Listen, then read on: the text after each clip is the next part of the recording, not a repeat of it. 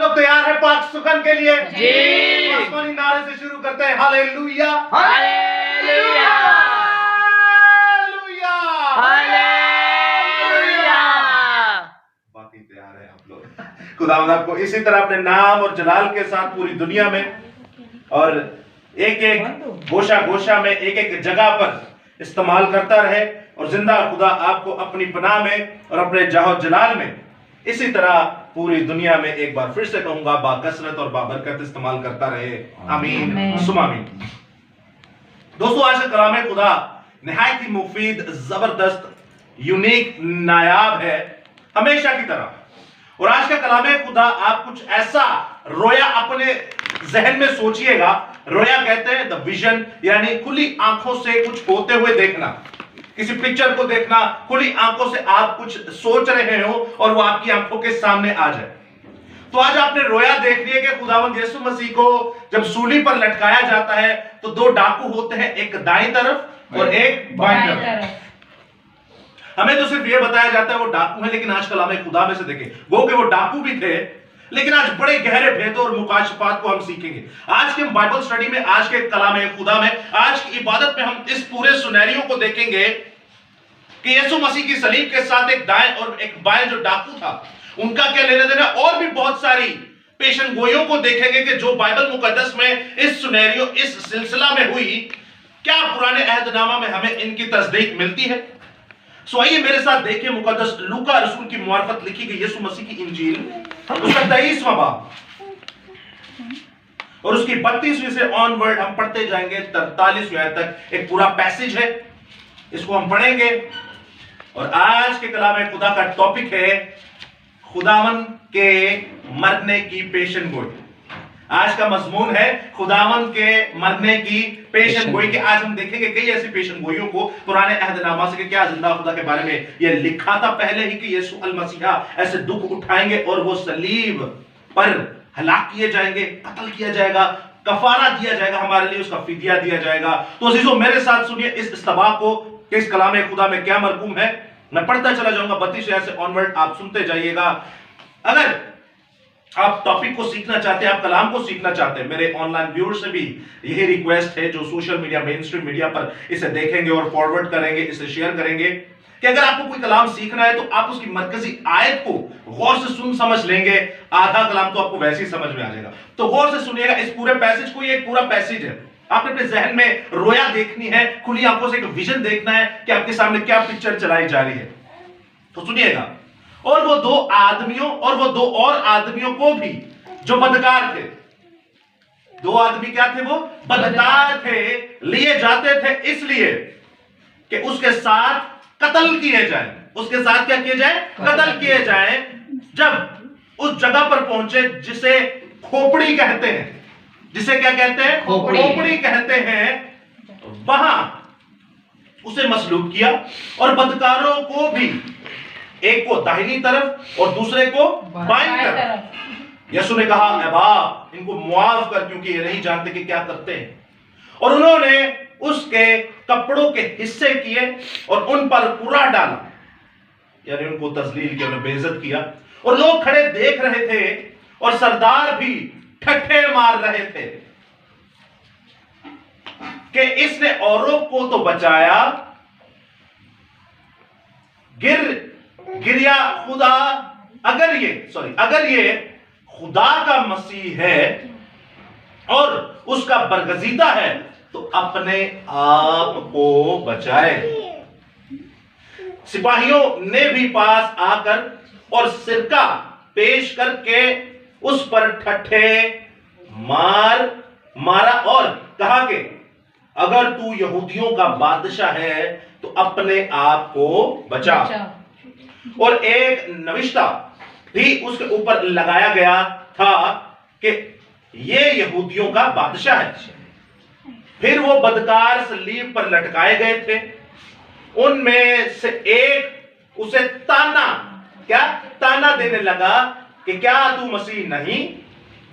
तू अपने आप को और हमको बचा।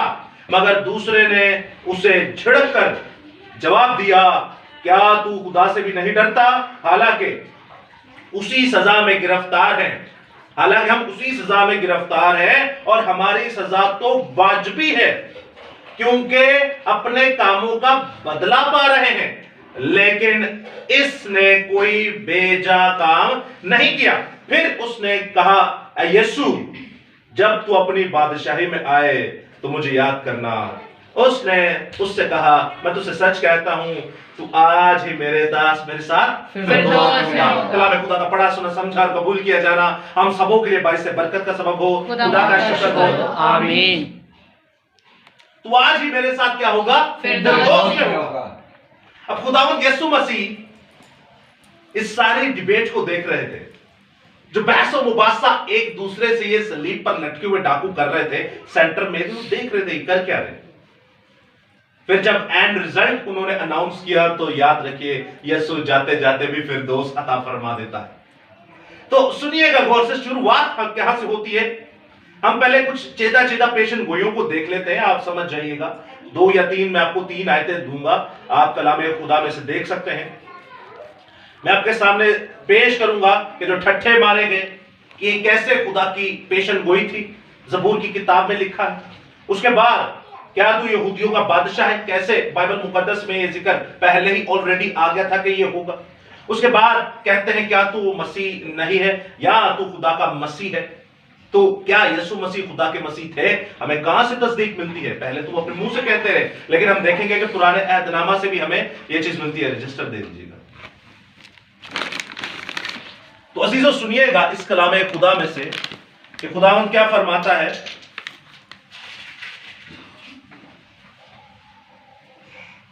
पहले आप देखते हैं खोपड़ी का मकाम। क्या देखते हैं अजीजों? खोपड़ी का मकाम।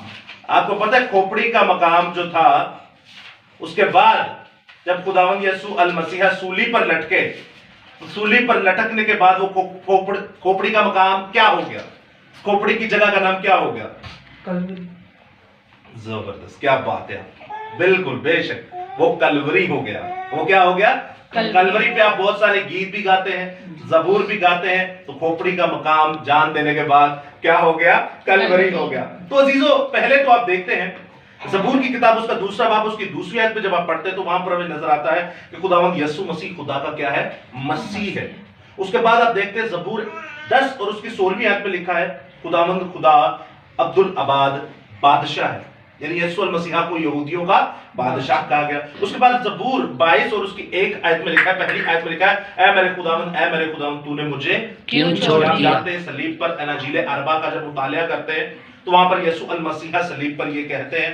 तो ये भी ज़बूर की किताब में लिखा है। उसके बाद एक और आप देखते हैं कि जब यीशु अल मसीहा पर ठट्ठे मारे जा रहे हैं, उनका मजाक उड़ाया जा रहा है, उनका मजाका बनाया जा रहा है, तो ज़बूर की किताब उसका 22वां बाब उसकी 7वीं आयत में लिखा है, वो सब जो मुझे देखते हैं मेरा मजाक क्या उड़ाते हैं और मुंह चढ़ाते हैं और सर हिला हिला कर कहते हैं कि कहने ने तुझे आने तो बड़ा बचाया है, तो जो खुदा दा मसीह है तो होना अपने आप में भी बचा। उसके बाद ज़बूर 31 उसकी 5 आयत में लिखा है, मैं अपनी रूह तेरे हाथ में सौंपता हूं। यीशु अल मसीहा क्या कहते हैं? चिल्लाकर, ऐ खुदावंद बाप, यहाँ ऐ खुदावंद मैं अपनी रूह तेरे हाथों सौंपता हूं। उसके बाद ज़बूर 34 और उसकी 20वीं आयत में लिखा है, वो उसकी सब हड्डियों को महफूज रखता है, उनमें से एक भी तोड़ी नहीं जाती। हालेलुया।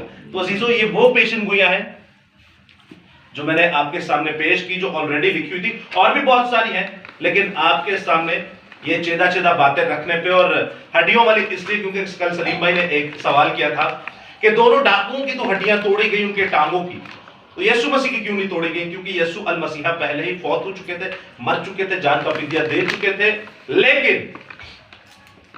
लेकिन एक और भी वजह थी जो उनकी हड्डियां नहीं तोड़ी गई, क्योंकि पहले कलाम में लिखा हुआ था कि खुदा ने उसकी सारी हड्डियां महफूज रखी, उनमें से कोई भी तोड़ी नहीं गई। तो ये सारा कलाम यीशु मसीह के ऊपर आके पूरा आता है। जिन्ने भी तुम ज़बूर च गाते हो ना, रब साडा जोर है ते नाल साडी है, वो यीशु मसीह को आप कह रहे होते हैं। रब खुदावंद बादशाह है, वो जलाल दा बादशाह, यीशु मसीह को कह रहे होते हैं। खुदा दे पर्दे हेठा जो कोई इंसान खुदाया तेरी रूह तो मैं भला ना सके किधर जाऊं। सारे के सारे यीशु अल मसीहा के एट्रीब्यूट्स है, जो बाप और बेटे, खुदा और खुदा और खुदावंद रूह और जिस्म दोनों में पाए जाते हैं।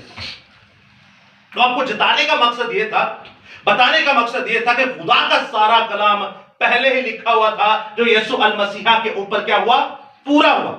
उसके बाद आप देखते हैं कि खोपड़ी का मकाम, यीशु अल मसीहा का जान देने का कुछ ऐसा सिस्टम था। आप जानते हैं कि जब 10 कोड़ी होते, कोड़ी के ऊपर आप हाथ नहीं रख सकते, उन्हें छू भी नहीं सकते। अगर आप छुएंगे तो आप भी नापाक हो जाएंगे, उनको भी मार दिया जाएगा और आपको भी मार दिया जाएगा। यीशु अल मसीहा को जो नापाक छूती थी, यीशु अल मसीहा जिस नापाक चीज को छूते थे वो पाक हो जाती थी। ये खुदा की कुदरत है, जिंदा खुदा की कुदरत देखिए। जिंदा खुदा यीशु अल मसीहा जो है, वो जिस भी चीज को छूते थे या कोई चीज उन्हें छू लेती थी वो पाक हो जाती थी, चाहे वो कायनात की कितनी भी नापाक क्यों ना हो। कोड़ियों को देखे, कोड़ियों को वो पाक साफ करता है, जब कोड़ियों को हाथ लगाता है तो वो पाक साफ हो जाते हैं। अब 12 साल की हमारी बहन को देखिए जिसको खून जारी था, चोटी की नापाक औरत थी, वो जहां बैठती होगी वो नापाकी फैला देती होगी। लेकिन याद रखिएगा, उस नापाक औरत को सारे छोड़ के कोई वैद्य नहीं छोड़ा, कोई भी डॉक्टर नहीं छोड़ा, और दौलत को भी सारा क्या किया, लुटा छोड़ा। वो 12 साल में आपको पता दौलत भी लुटा छोड़ी, वो सारे डॉक्टरों को भी आजमा चुकी, लेकिन कोई डॉक्टर उसके काम ना आया, कोई पैसा काम ना आया, इवन अपने घर वाले भी छोड़ के चले गए। इतनी नापाकी, लेकिन उस नापाक रूह ने जब यीशु के पल्ले को छुआ, वो पल्ला नहीं था, चीजों याद रखेगा, वो पल्ले की छाल का धागा था, और धागे को जब इस तरह छुआ तो वो उसी वक्त पाक हो गई। जिंदा खुदा की कुदरत देखिए। सूली जो बदकारों का, सूली जो डाकुओं का, सूली जो जानियों का निशान था, जब यीशु को सूली पर लटकाया गया तो वो निजात का निशान बन गया। आज हम जब सूली बनाते हैं, सलीब बनाते हैं, तो अपनी पहचान बनाते हैं, और यही खोपड़ी का मुकाम जो मौत का मुकाम था, यीशु के लहू बहाने से वो कलवरी का मुकाम हो गया। Hallelujah, hallelujah. एक बार जोरदार तालियां।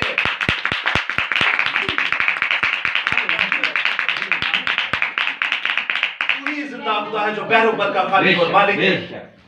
बहुत सारी नापाकियों को जब आप इकट्ठा करते हैं तो यीशु अल मसीहा के नाम में जब वो आती है तो याद रखिएगा वो पाक हो जाती है। आपको कोई बीमारी है, कोई कमजोरी है, कोई लाचारी है, तो यीशु के पास चले जाए। वो आपकी कमजोरी को शाहजोरी में बदल देगा, वो आपकी लानत को बरकत में बदल देगा, वो आपकी मौत को जिंदगी में बदल देगा। जिंदा खुदा के बारे में लोग फरमाते हैं, हम खुद भी फरमाते हैं कि वो वहां से इकट्ठा करता है जहां से वो बिखेरता नहीं, और वहां से वो काटता है जहां वो बोता नहीं है। मिसाल दे रहा हूं आपको, इतने कोई चीज मैं खिलारी ही नहीं तो मैं इकट्ठा कराऊंगा नहीं। मैंने तो आपके सामने कोई चीज बिखेरी नहीं है। यीशु मसीह जहां से, कहने का मतलब ये तमसील कि जिथों कुछ भी नहीं ना हासिल हो सकता उतो यीशु हासिल कर लेंदा है। यीशु मसीह कहते हैं कि अमीर इंसान का खुदा की बादशाही में जाना नामुमकिन है। ऊंट का सुई के नाके से निकल जाना तो आसान है, दौलतमंद खुदा की बादशाही में नहीं जा सकता। तो रसूल कहते हैं तो लो भाई, तो फिर कौन जाएगा? वो कहते हैं कौन जाएगा? ये तो फिर नामुमकिन हो गया बादशाही में जाना। वो कहते हैं जो इंसान के सामने नामुमकिन है वो खुदा के सामने मुमकिन है। जो इंसान नहीं कर सकता वो खुदा कर सकता है। अगर मसीह पर ईमान लाएंगे तो वो सब कुछ हो जाएगा। उसके बाद जब आप देखते हैं अजीजों, डाकुओं पर आते हैं तो ये डाकू हमें ही दर्शाते हैं, ये डाकू हमें ही शो ऑफ करते हैं। कैसे? एक तरफ भाई हम बदकार हैं कि नहीं, मसीह पर ईमान लाने के बाद बदकार नहीं, हाँ आप ही करिए, वो एक अलग बात है। जब मसीह पर आप ईमान लाए तो यीशु मसीह आपके सारे गुनाह को धो डालता है। वो दो बार जो ही गुनाह करिए तो वो तो फिर आप जानते ही वो क्या चीज होती है। अच्छा, एक तरफ डाकू बदकार, दूसरी तरफ दूसरा डाकू बदकार। ये हमें ही शो ऑफ करता है, कि हमें ही बताता है कि ए दो कलीसिया ने, ये मर्द औरत, ये मर्द जो है दोनों क्या है? कलीसिया। और मुकाशफा की किताब में हमने गुज़श्ता कलाम में सीखा कि जो मर्दों को या इंसानों को या औरतों को दर्शाया जाता है वो लोगों को बताया जाता है कि ये लोग हैं।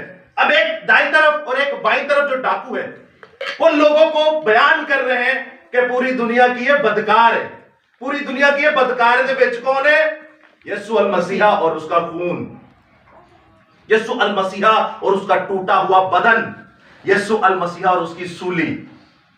कुछ लोग उसे ताने देते हैं कि ताने देते हैं कि तू दूजिया को बचाना है ते अपने आप तू मसीह कहना है।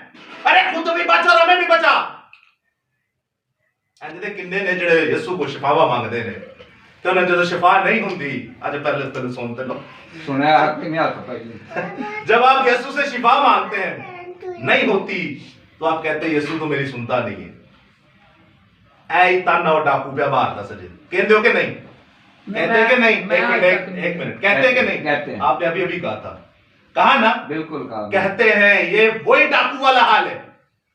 पहली बात तो हम उससे अगर मांग रहे हैं कुछ और अगर वो नहीं दे रहा, पहली गाते ही अपने आप को कि ऐ बड़े चज दे हम हैं ऐसे कि हम किसी से कुछ चीज मुफ्त में मांगे और वो हमें दे दे। हालांकि इन्होंने कोई ऐसी चीज नहीं थी मांगी जो जिस्मानी हो। इन्होंने खुदा का कलाम मांगा था, इन्होंने खुदा का कलाम मांगा था और खुदा इन्हें देगा। लेकिन ये कलाम इनके सामने पेश नहीं था हुआ तब तक तो वो, आप बाइबल मुकद्दस में ज़बूर की किताब में ये आयत लिखी है, खुदावंद मेरे जो मेरे पोशीदा गुनाह है उनको भी मुझ पर जाहिर करे। अब ये आपके ऊपर जाहिर हो गया कि खुदावंद से शिकायत नहीं करनी। आई कोई मूसा तो है कोई नहीं, या इब्राहिम तो है कोई नहीं जिन्हें इन्होंने पंचायत पाई है।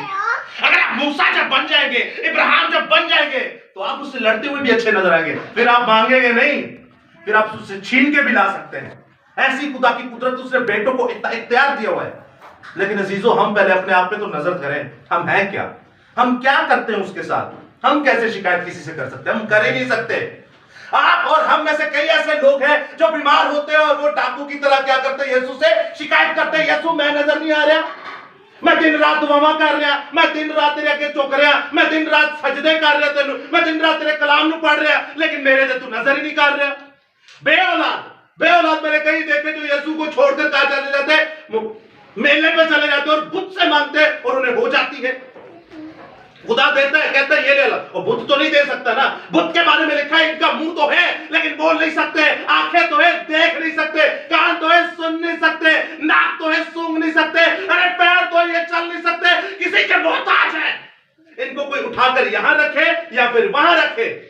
खुदा देता है कि लै हुन बोतल गया ना, तेरे में औलाद भी दांगा, तेरे ईमान बोतती बने आ रहे, मुझे तेरी जरूरत ही नहीं है।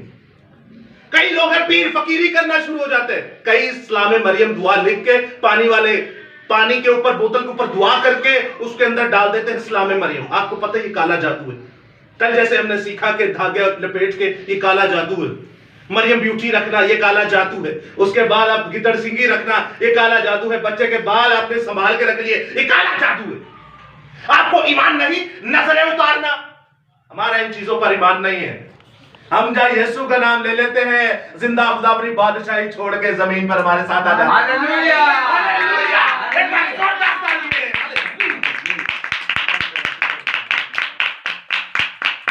हम ये लोग नहीं कि आ कर लो ओ कर लो, एक ही ना देता गया।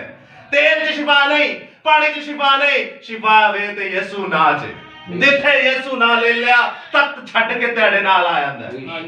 ये खुदा की कुदरत है। खुदा आपको सब कुछ देगा लेकिन आपने उससे मुंहमारी नहीं करनी, उस डाकू की तरह ताने नहीं मारने कि मैं ना भाई हमने कुछ भी नहीं किया। बाइबल में लिखा है मैंने तुम्हें मां के पेट से चुन लिया कि यही मां के पेट तो निकल के वो काम करने जिन्हें हम चुने, जिसके लिए उसने हमें चुना, क्या हम वो काम करते हैं? खुदा तो कहता है मैं बाप के पेट से तुझे चुन लिया और उसके बाद वो कहता है कि बनाए आलम से पहले मैंने तुझे चुना हुआ है। ऐस तरतीब बना तो पहला, दुनिया तो बना तो पहला। अरे जब कायनात में कुछ ना था मैंने तुझे तब से चुना है। अब आप कहेंगे तब हम कहां थे? वो कहता है मैंने तेरी सूरत अपनी हथेली पर खोद रखी है। क्या हम पेट से निकलकर उसकी मर्जी को पूरा करते हैं? क्या जिसने हमें पेट में रखा होता है वो खुदा की मर्जी को पूरा करती है? नहीं करती। तो हम किस मामले में उसको ताने दे रहे हैं? हम किस मामले में उससे शिकायत कर रहे हैं? नहीं अजीजों, हम शिकायत के लायक नहीं। और वो डाकू, वो बदकार इंसान यही कर रहा था। कई लोग बोल के नहीं करते, कई लोग एक्शन से कर लेते हैं। क्या होता है घर में पैसा नहीं तो क्या पहन लो जी, मुंदरी पालो। वो क्या कहते हैं, हकीक पहन ले, नीलम पहन ले। वो एक तो पत्थर ऐसा है जो दूध में रखो तो वो पी जाता है, कहते हैं वाह जिंदा है, इसको भी डाल लो। कई लोग बोल के यीशु पर भी ईमान रखा हुआ है, ये बुत परस्ती भी किए जा रहे। इसी तरह धागे होते हैं, इसी तरह तावीज होते क्रिश्चियन बांधते हैं। तो यीशु ये है अलग अलग किस्म की बुत परस्ती। और आपको बताऊं सबसे बड़ी बुत परस्ती क्या है? दुनिया की सबसे बड़ी बुत परस्ती क्या हो सकती है, आप बताइए। सब तो बड़ा ताना केड़ा ही खुदा ने देने हैं। बुत परस्ती क्या होती है, चले बुत परस्ती बता दो, उसको ताने में फिट कर देंगे। क्या हो सकती है सबसे बड़ी बुत परस्ती, कोई भी अंदाजन लगा सकते हैं आप। चांद सूरज की प्रस्तिश हम नहीं करते, कितना सोना गीतों ने गाया। दुनिया के माबूदों से हम नहीं डरते क्योंकि जिंदा खुदा है हमारा। क्या हो सकती है बुत परस्ती, और कोई आपके जेहन में आती हो तो अगर ना सारे जो आधार चढ़े ना, कोई भी। सबसे बड़ी बुत परस्ती मैं आपको बताता हूं क्या है। सबसे बड़ी बुत परस्ती है जो इसको नहीं पढ़ता, जो इसको नहीं पढ़ता, और जो रातों को या दिन में या कभी भी किसी भी टाइम दुआ नहीं करता, ये सबसे बड़ी बुत परस्ती है। अब आप सोच ले कौन कौन, और हमारे ऑनलाइन व्यूअर्स भी है, वो भी सोच ले कौन कौन ये बुत परस्ती करता है, जो इसको नहीं पढ़ता। पावे अनपढ़ थे, पावे जाहिल थे, पावे पढ़े लिखे। अनपढ़ ये एक बहाना है, बाकी सारे काम हो जाते हैं। इन्हों पढ़ने लगे मैं अनपढ़ है, अक्सर ये लेडीज कहते हैं। तो सुनिएगा, बाकी लेडीज सारे काम आते हैं। अब ये जो नहीं पढ़ता कलामे हक, वो सबसे बड़ा बुत परस्त है, उसकी माफी नहीं है। ये छोटी भी आजकल आम कर दी साहब, इसकी भी सुने। तो सुनिएगा, ये बहुत बड़ी बुत परस्ती है। कानू साढ़े ते मुसीबतां, साढ़े ते परेशानियां, साढ़े ते बीमारियां, सानू कोई दर्द होए, कोई परेशानी होए, कोई तंगी होए, असि फौरन कहने खुदावंद ही ते तेरे बंदे हैं। तो भाई तेरे बंदे तो अयूब नहीं था उसका बंदा, भाई पौलुस नहीं था उसका बंदा, पतरस नहीं था उसका बंदा, मूसा नहीं था उसका बंदा, इब्राहिम नहीं था उसका बंदा जिन्हें 100 साल बाद औलाद हुई, तो वो भी तो उसी के बंदे थे। उन्होंने कभी शिकायत नहीं की। तो जीजू याद रखिएगा, ताना नहीं मारना। पहली गल ते ताना मार दो, पहला सोचना हाँ और कीता की जड़ा है नोट डोट पहने हैं, हमने उसके लिए कुछ भी नहीं किया। मैं आपको बताऊं, मैं आपको बताता हूं, ऐसे ऐसे लोग देखे ने जिरी भैन मार गई सकी, उन्हें खुदा नु गंदी मां दी भैन दी गाल कटी। ऐसे ऐसे लोग इस जमीन पर, मैं आपको क्या बताऊं, ऐसा ही हाल जे। वो मसीह नहीं है, की ने साही ने। मैंने तो वेखा जिन्हें एक शादी की थी मर गया, दूसरी शादी की थी छड़ गया, तीसरी शादी की थी कोडरी निकला, अब बाइबल चुप के बाहर मारी रोड पे। मैं नहीं मानती खुदा, मैं नाराज हूं। ऐसे ऐसे लोग भी हैं यहाँ पर। ये है वो बुत परस्ती। ताने वेलो किनू दे दे पहले, बंदा पूछे तेनू मैं क्या ही भज भज के ना नकाह कर, ना शादियां कर। तो भाई फिर इससे काय का झगड़ा? अरे उसको गाली क्यों दे रहे हो? आपको पता नहीं, आप अपने लिए, बाइबल में लिखा है तुमने मुफ्त में मुझसे अदावत रखी, तुमने मुफ्त में मुझसे दुश्मनी रखी। यानी मुफ्त का मतलब है आ बैल मुझे मार, आप बैल का कुछ नहीं कर सकते, वो आपका कबाड़ा कर देगी। तो ये तो जिंदा खुदा है जिससे हमने जाके, पंजाबी जी कहते हैं जिन्हें ने जाके मस्ती की थी, ये पंगा जिन्हें ने लिया है, वो हमारा क्या हाल करेगा। बिला वजह हमने उसके साथ दावत रखी, आई डाकू ताने पे मार दाई, ताना वेलो रहा, आप भी बचते मैनू भी बचा। बंदा पूछे तू कीता की जेड़ा तेनू बचाइए। यीशु मसीह चुपचाप सुन रहे हैं, ये क्या कर रहा है? कह रहे कोई बात। देखें जिंदा खुदा आपके मेरे गुनाहों की वजह से एक तो गुनाहगारों में बैठा, और ऊपर से गुनाहगार जो है वो ताने मार रहे हैं। आपके मेरे गुनाहों की वजह से शैतान इब्लीस कहता है मैनू झुक के सिजदा कर, मैनू की कर, झुक के सिजदा करते सारी शानों चौक तेनू दे दूंगा, आपके मेरे गुनाहों की वजह से। तो जे यही हुण भी गुनाह कर दे जाइए तो है कोई हमारा हाल? छोड़ेगा क्या वो हमें? नहीं छोड़ेगा जीजू। दूजा डाकू कितना सियाना है, उन्हें सारे गुनाह कीते ने, क्या वो ठुड्डों से बच गया? क्या वो कीलों से बच गया? क्या उसके मर गया ना वो? क्या अजियतों से बच गया? मुश्किलों से बच गया? नहीं, उसने उसके साथ, यीशु के साथ अजियत उठाई, यीशु के साथ उसने मुश्किलें उठाई। हालांकि यीशु मसीहा की जितनी अजियत है कायनात में कोई बर्दाश्त नहीं करता। इस पे पैशन ऑफ द क्राइस्ट पे, यीशु मसीहा के सब्र पर फिर कभी कलाम करेंगे। लेकिन यीशु मसीहा के साथ तो सूली पे रहा, सूली पर रहा। लेकिन यीशु मसीहा तो उनकी तो दर्द का और दुख का कभी बताएंगे आपको, इस पे अलग टॉपिक रखेंगे। लेकिन याद रखिए वो भी तो वही सजा काट रहा था जो ये तीनों काट रहे, दोनों काट रहे। तो वो तीसरा क्या कहता है? उसको झिड़कता है। क्या कहता है? उसको झिड़कता है, डांटता है और कहता है, झिड़क कर उसे कहता है तू खुदा से नहीं डरता। मैं तो दसा कई साडे मसीह लोग मरदे मरदे भी खुदा तो नहीं डरते। हमारे ही अंदर का एक बंदा था, है नहीं था, उसका नाना इसमें मर रहा है, नाना मर रहा है, उनकी बेटी बोल रही है बाबा अब्बा जी बस है, बच्चे आए पढ़े लिखे ने दुआ। अब दुआ करने के लिए उन्होंने कहा ठीक है जो करना करो, लेकिन थोड़ी सी मुझे, चोटी का शराबी था वो बंदा, पिला दो। क्या था, चोटी का शराबी था, और बुढ़ापे में वो पोतियों वाला हो गया, पोतों वाला हो गया। हम लोग समझे उसके दोतरे थे। लड़के गए, कह रहे हम कलाम में दुआ करेंगे, कह रहा बस थोड़ी सी ला दो, पिला दो, शराब ला दो मुझे। आ वे लो आए कहंदा जे तू मरन दिया है ते दूजा डाकू इधर वाला नु कहंदा है झिड़क के, वो तू खुदा तो नहीं डरदा। पता क्यों कह रहे हैं, तू पहला देख दस मैनू तू कीता की जेड़ा तेनू बचाया।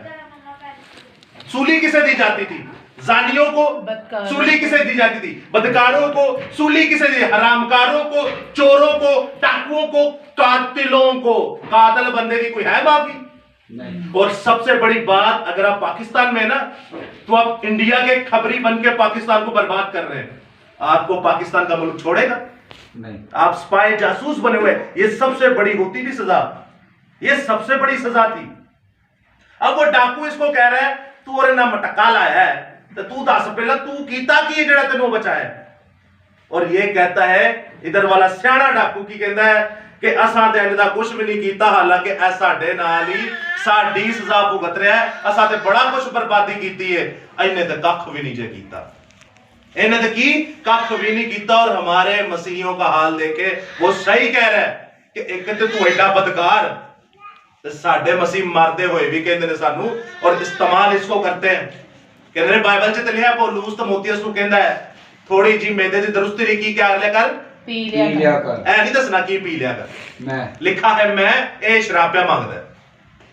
कहां से ये तालीम आई, ये पुरपटों से तालीम आती है। पासबान, निगहबान ये तालीम देते हैं इस तरह की।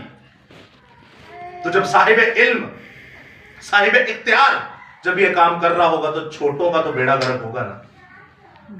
आप जो चंदे डालते ना ऐसे वैसे पादरियों को, खुदा आपकी हड्डियों में से निकालेगा। ये ना तो पैसा आपका है ना आपके बाप का है, वो कहता है ये मेरा है, मेरे दिए हुए में से दो। जाके तो उन्होंने चंदे दे दे, उतो तुम्हारे अंदर पुठिया तालीमा पाते हैं। अरे आप तो दोनों तरफ से मर रहे हैं, आपको क्या कहे बंदा। तो अजीजों सुनिएगा वो क्या कहता है, जिंदा खुदा कहता है, जिंदा खुदा रसूल 41 में कहता है, और हमारी सजा तो वाजिबी है क्योंकि अपने कामों का बदला पा रहे हैं, लेकिन इसने कोई बेजा काम नहीं किया। फिर भी उसने कहा ऐ यीशु जब तू अपनी बादशाही में आए तो मुझे याद कर। यीशु अल मसीहा के साथ उसने दुख उठाया। आप हम कहते हैं क्या मैं दुख उठा रहा हूं, मैं परेशान हूं, तो खुदावंद अब मैं तेरी तरफ आया तो मुझे ठीक कर दे।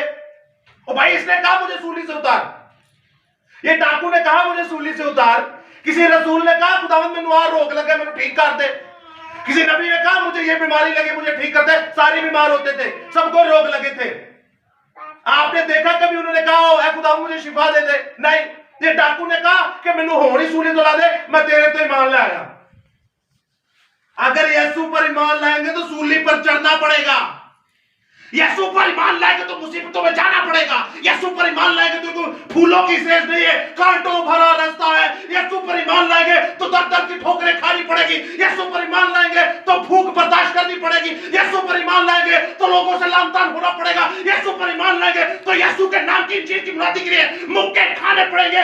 यीशु पर ईमान लाएंगे तो आपको भूख भी सहनी पड़ेगी, यीशु मसीह पर ईमान लाएंगे तो आपको सारी मुसीबतें सहनी पड़ेगी, यीशु मसीह पर ईमान लाएंगे तो बीमारियां आप पर अटैक करेंगी, आपको बर्दाश्त करनी पड़ेगी। उस सलीब पर जो लटका है उसको देखिए, वो यीशु पर ईमान भी लाता है, उसके साथ दुख भी उठाता है और कहता है खुदावंद मरने के बाद जिंदा नहीं, मरने के बाद अपनी बादशाही में मुझे याद करना। और यीशु ऐसे लोगों को कहता है जो दलेर होते हैं, जो बीमारी से भागते नहीं, परेशानी से भागते नहीं, ऐसी गंदी मुसीबतों से भागते नहीं, और वो कहते हैं ऐ खुदावंद मुझे अपनी बादशाही में याद कर।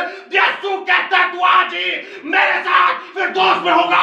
Hallelujah hallelujah. यीशु मसीह के सूरमा के लिए एक बार जोरदार तालियां। हालेलुया